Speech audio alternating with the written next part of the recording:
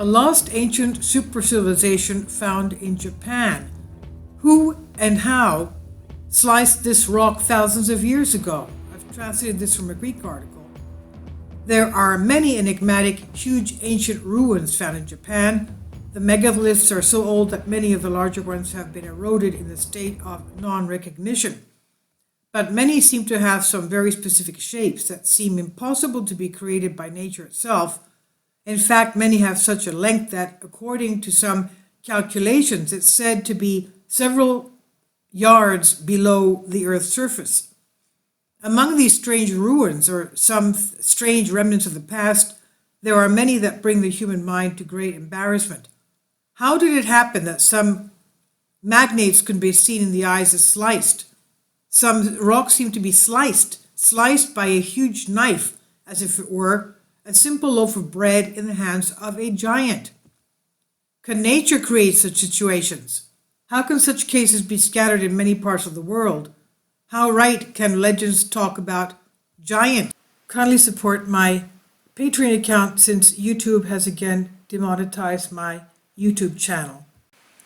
The daily posts are 5 videos daily, and they are totally different from what I have on my YouTube channel.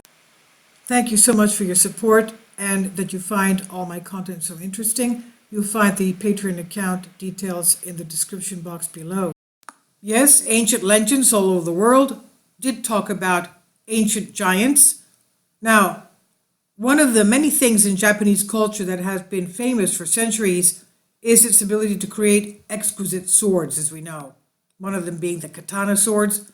Steel weapons of much higher quality than their rivals gave a strong advantage for many centuries to Japan. One might ask, where did this advanced knowledge of sword making come from? Was it just an ingenuity, or could knowledge be left by a much superior, completely different, and much larger race of people who lived centuries or even thousands of years ago? Many sword-making technologies, even today, impress and confuse experts. How did they know about such advanced metallurgy? How were these techniques lost? How was this knowledge lost, and what may have been the culture that originally possessed this technology, many ruins of which still decorate the Japanese landscapes? Among these enigmatic and amazing swords, there is one that, for obvious reasons, stands out from the rest. It's known as the Norimitsu Odachi.